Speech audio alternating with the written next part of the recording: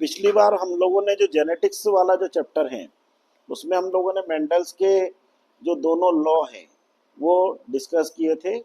मतलब प्रभाविता का नियम और पृथक्करण का नियम, मतलब law of dominance and law of segregation.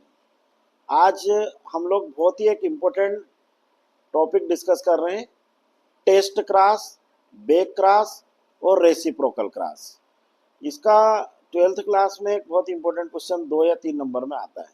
ऐसा क्वेश्चन पूछते हो टेस्ट क्रॉस क्या है, मतलब परीक्षण संकरण किसे कहते हैं, ठीक है ना। इसका विशुद्ध हिंदी में ये मतलब होता है, ठीक है ना। वो कभी कभी तो डायरेक्ट वो अंग्रेजी में पूछ लेते हैं टेस्ट क्रॉस क्या है, ठीक है। तो टेस्ट क्रॉस जो है वो, अभी हमने वो जो मोनोहाइब्रिड जो क्रॉस पढ़ा था, मतलब एक संकर संकरण पढ़ा था, तो उसमें जो हमारी F1 संतति प्राप्त होती, जो F1 जनरेशन ऑप्टेंड होती है, उसका अप्रभावी जनक से, मतलब उसका रिसेसिव पेरेंट से जो हम लोग क्रॉस कराते हैं वो कहलाता है आपका टेस्ट क्रॉस, ठीक है। और टेस्ट क्रॉस का जीनोटाइप और फिनोटाइप जो रेशियो आता है वो आता 1:1, ठीक है ना। और बेक क्रॉस जो है, बेक क्रॉस में क्या काम करते हैं कि जो दोनों पेरेंट्स से उसका क्रॉस करवाते हैं।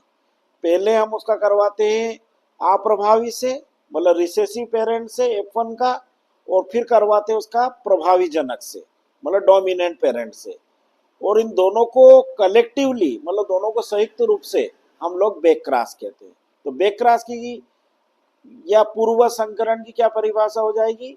F1 संतति का दोनों जनकों से संकरण, crossing of F1 hybrid with both the parents, एक अपना रिसेसिव से और फिर डोमिनेंट से, मतलब अप्रभावी से और प्रभावी से, ठीक है। ये कहलाता है आपका बेक क्रॉस। और तीसरा आता है रेसिप्रोकल क्रॉस। रेसिप्रोकल क्रॉस जो रहता है वो, उसमें दोनों पेरेंट्स को, जो पेरेंट्स रहते हैं उनको उनका सेक्स इंटरचेंज करते हैं। मतलब जैसे फॉर एग्जांपल हम लोगों ने मान के चलो टाल प्लांट और ड्वार्फ प्लांट के बीच में क्रॉस करवाया, मतलब लंबे और बौने पौधे के बीच में क्रॉस करवाया, तो एक बार हम लोग क्या काम करेंगे, लंबे पौधे को मेल मानेंगे, ठीक है, और जो ड्वार्फ है उसको फीमेल प्लांट मानेंगे। और फिर नेक्स्ट सेट में हम लोग जो टाल प्लांट है उसको फीमेल पेरेंट्स के रूप में रखेंगे और ड्वार्फ को मेल के रूप में रखेंगे। हालांकि इस क्रॉस से जीनोटाइप और फिनोटाइप रेशियो में कोई परिवर्तन नहीं आता है, ठीक है। तो जनरली वो टेस्ट क्रॉस और बेक क्रॉस ही पूछते हैं, ठीक है। और टेस्ट क्रॉस का क्या महत्व है, मतलब टेस्ट क्रॉस क्यों करते हैं, ठीक है। तो टेस्ट क्रॉस का महत्व होता है कि इससे हम लोग जो हमारे पेरेंट्स हैं, जो पेरेंट प्लांट हमने लिए थे, जिनके बीच में हमने क्रॉस किया था, उनकी शुद्धता, उनकी प्यूरिटी को जांचने के लिए, टेस्ट करने के लिए टेस्ट क्रॉस करते हैं। जैसे उसका नाम ही है टेस्ट, ठीक है ना, हिंदी में बोलते हैं परीक्षण संकरण। तो पेत्रकों की शुद्धता की जांच करने के लिए टेस्ट क्रॉस किया जाता है। On the other hand back cross जो रहता है, मतलब जो बेक क्रॉस है, वो बेक क्रॉस जो प्लांट और जो एनिमल ब्रीडर्स रहते हैं, मतलब प्लांट और एनिमल ब्रीडर का मतलब जो इस टाइप के क्रॉसिंग टेक्निक्स के द्वारा प्लांट और एनिमल की नई नई किस्में, नई नई ब्रीड्स प्रोड्यूस करते हैं, वो जनरली इसका उपयोग करते हैं बेक क्रॉस का। तो बेक क्रॉस का सबसे पहला महत्व ये होता है कि इससे हम लोग जो एनिमल और प्लांट ब्रीडर जो रहते हैं उनकी इम्प्रूव्ड वेराइटी प्रोड्यूस करते हैं। किसकी? प्लांट की और एनिमल की। जब भी प्लांट की बात आती है, प्लांट के लिए नया शब्द यूज किया जाता है किस्म, मतलब वेराइटी। और जब भी एनिमल की बात आती है तो इसके लिए शब्द यूज किया जाता है ब्रीड, ठीक है। तो एनिमल की न्यू ब्रीड्स और प्लांट की न्यू वेराइटी को प्रोड्यूस करने के लिए बेक क्रॉस किया जाता है। इसके अलावा बेक क्रॉस का और एक महत्व है, बेक क्रॉस के द्वारा हम लोग रोग प्रतिरोधक क्षमता वाले पौधे प्रोड्यूस कर सकते हैं। We can produce the disease resistant crop plants, ठीक है ना। मतलब पौधों में जो अलग अलग प्रकार के वायरस, बैक्टीरिया और फंजाई के द्वारा जो अलग अलग टाइप के डिजीज होती है, इन्फेक्शंस होते हैं, उनमें रोग होते हैं, उन रोगों के प्रति उनमें प्रतिरोध उत्पन्न करने के लिए, in order to create resistance among the plants against various type of infections, जो कि वायरस, बैक्टीरिया और फंजाई के द्वारा होते हैं। तो इन दोनों क्रॉस का, स्पेशली टेस्ट क्रॉस और बैक क्रॉस का बहुत इंपॉर्टेंट है, ठीक है ना। और जो मेंडल्स थे, मेंडल्स ने अपने एक्सपेरिमेंट में जब उन्होंने ये जेनेटिक्स के एक्सपेरिमेंट उन्होंने मटर के पौधे के ऊपर किए, मतलब उन्होंने पी प्लांट के ऊपर अपना एक्सपेरिमेंटेशन किया, और तो उन्होंने ये टेस्ट क्रॉस और बैक क्रॉस भी सुझाया था, ठीक है ना। मतलब इसलिए ये परीक्षा के अंदर भी बहुत पूछते हैं कि टेस्ट क्रॉस क्या है, या कभी कभी बैक क्रॉस पूछ लेते हैं, या कभी कभी इन दोनों में डिफरेंस पूछ लेते हैं कि what is the difference between test cross and back cross. तो टेस्ट क्रॉस और बैक क्रॉस में जो डिफरेंस है, वो डिफरेंस मैं आपको समझा देता हूँ पहले। टेस्ट क्रॉस का मतलब होता है कि जो F1 हाइब्रिड है, मतलब जो F1 संतति है, उसका अप्रभावी जनक से संकरण टेस्ट क्रॉस कहलाता है। मतलब crossing of F1 hybrid with recessive parent is called test cross. Back cross की क्या हो जाएगा पॉइंट में, बैक क्रॉस मतलब F1 संतति का दोनों जनकों से, पहले अप्रभावी से और फिर प्रभावी से, मतलब crossing of F1 hybrid with either of both parents, first one अपना रिसेसिव पेरेंट से और सेकंड अपना डोमिनेंट पेरेंट से, मतलब अप्रभावी जनक से और प्रभावी जनक से जो संकरण होता है, उस संकरण को हम लोग बैक क्रॉस कहते हैं। टेस्ट क्रॉस का सेकंड पॉइंट में क्या आ जाएगा डिफरेंस ऑफ टेस्ट क्रॉस, जनकों की शुद्धता की जांच के लिए किया जाता है। It is performed to test the purity of parents, ठीक है। और बैक क्रॉस किया जाता है प्लांट और एनिमल की नई किस्म और नई नस्ल तैयार करने के लिए। इसके अलावा बैक क्रॉस और इसलिए किया जाता है, बैक क्रॉस पौधों में रोग प्रतिरोधक क्षमता विकसित करने के लिए भी किया जाता है, मतलब to improve the plant variety which can resistance against virus, bacteria and fungal infection, ठीक है ना। तो ये इसका महत्व है किसका, बैक क्रॉस का। और ये दोनों डिफरेंस हो जाएंगे। और तीसरा जो पॉइंट अपना डिफरेंस का हो जाएगा, वो इनकी क्रॉस टेक्निक का अपन सिंबल बना के कर सकते हैं। जैसे capital T small T, cross का चिन्ह लगाएंगे और इसमें लिख देंगे स्मॉल टी टी, है ना।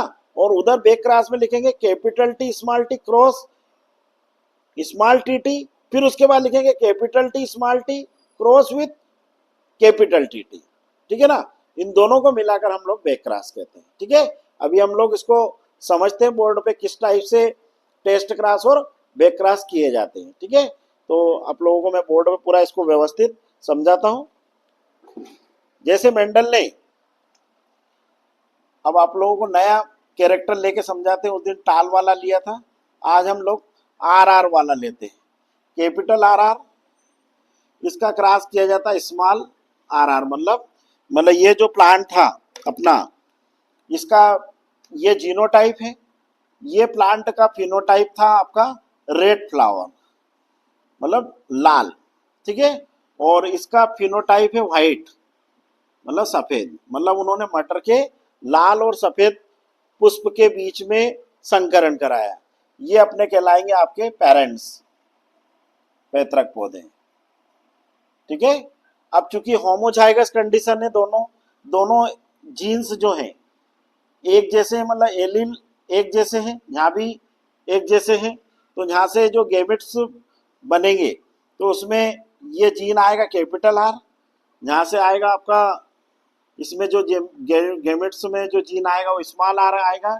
ये कहलाएंगे अपने गैमेट्स मतलब युग्मक हिंदी में, ठीक है। फिर इनका पोलिनेशन होगा, फर्टिलाइजेशन होगा, मतलब परागण होगा और निषेचन होगा।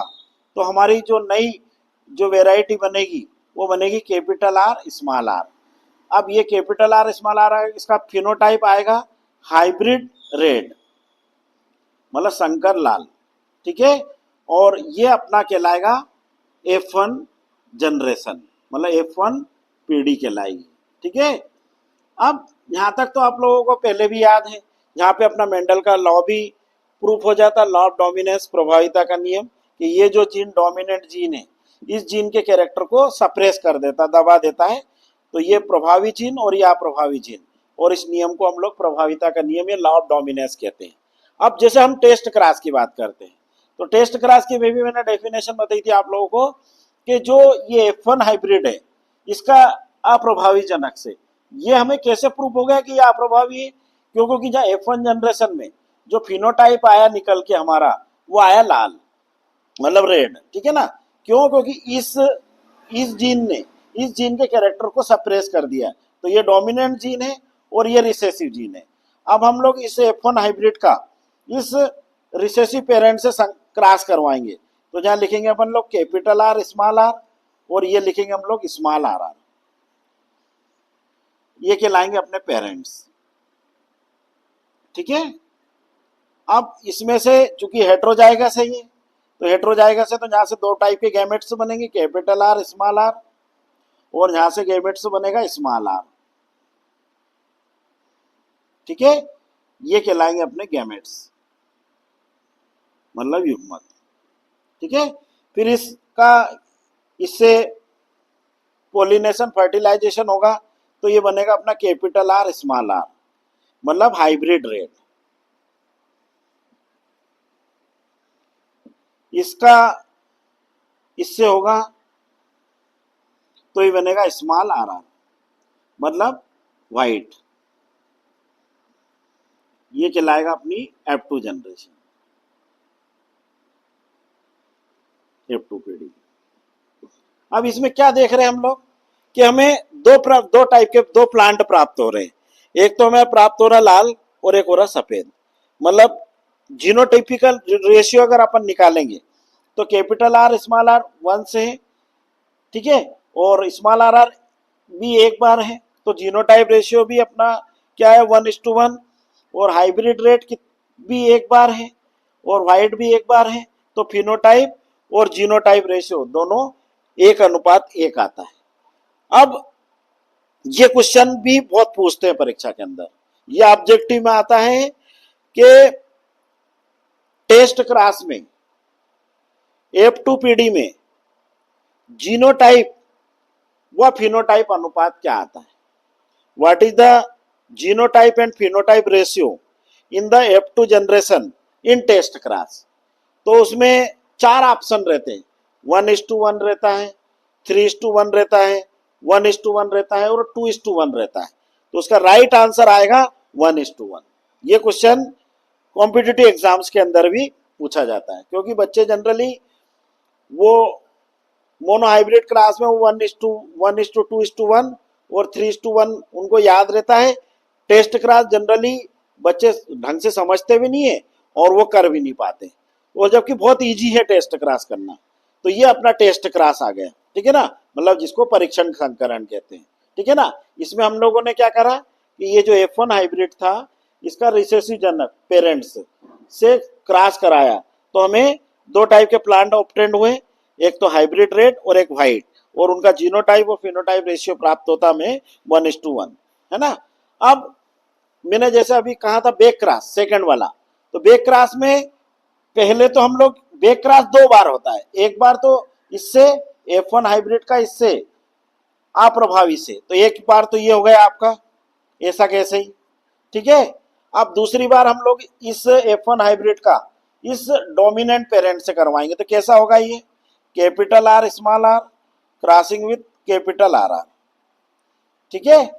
अब ये यहां से क्या हो जाएगा हेट्रोजाइगस से, तो आपका आएगा कैपिटल आर स्मॉल आर, और यहां से क्या आएगा कैपिटल आर, ठीक है। इसका इससे पोलिनेशन फर्टिलाइजेशन होगा, तो क्या होगा कैपिटल आर आर, और इसका इससे होगा तो आपका आएगा कैपिटल आर स्मॉल आर। इसमें भी जीनोटाइप और ये प्योर रेड होएगा, प्योर रेड, है ना, और ये आपका हो जाएगा हाइब्रिड रेड, मतलब दोनों रेड प्लांट ऑब्टेंड होंगे, जिसमें एक का जीनोटाइप होगा कैपिटल आर आर और एक का होगा कैपिटल आर स्मॉल आर, और ये दूसरे नंबर का हो जाएगा। और इन दोनों को मिलाकर, पहले इसको और फिर इन दोनों को मिलाकर हम लोग बैक क्रॉस कहते हैं, मतलब हिंदी में कहते हैं पूर्ववत संकरण, ठीक है ना। तो बैक क्रॉस जो है दोनों को मिलाकर बैक क्रॉस कहते हैं, और जो पहला वाला है इसको टेस्ट क्रॉस कहते हैं। और जो अभी तीसरा मैंने बताया था रेसिप्रोकल क्रॉस, उसमें कुछ भी नहीं करते, दो सेट बनाते हैं। एक सेट में जो सपोज प्लांट है, जिसको हमने मेल प्लांट मान लिया फर्स्ट बार टाइम में, तो इसको हम लोग फीमेल प्लांट मानेंगे। नेक्स्ट नेक्स्ट क्लास में जब हम लोग अगली बार क्लास करेंगे तो इसको हम लोग क्या काम करेंगे, फीमेल पेरेंट्स के रूप में रखेंगे और इसको मेल पेरेंट के रूप में रखेंगे, और इस क्लास को हम लोग रेसिप्रोकल क्लास कहते हैं। हालांकि इस क्लास से ना तो जीनोटाइप और ना फिनोटाइप में किसी प्रकार का कोई चेंजेस आते हैं। तो जनरली ये क्लास मतलब यूं मान के चलना कोई यूटिलिटी वाला क्लास नहीं है, मतलब इसका कोई महत्व भी नहीं है, और जनरली इसको एग्जामिनेशन के अंदर भी वो नहीं पूछते क्योंकि इसका कोई बहुत ज्यादा सिग्निफिकेंस नहीं है।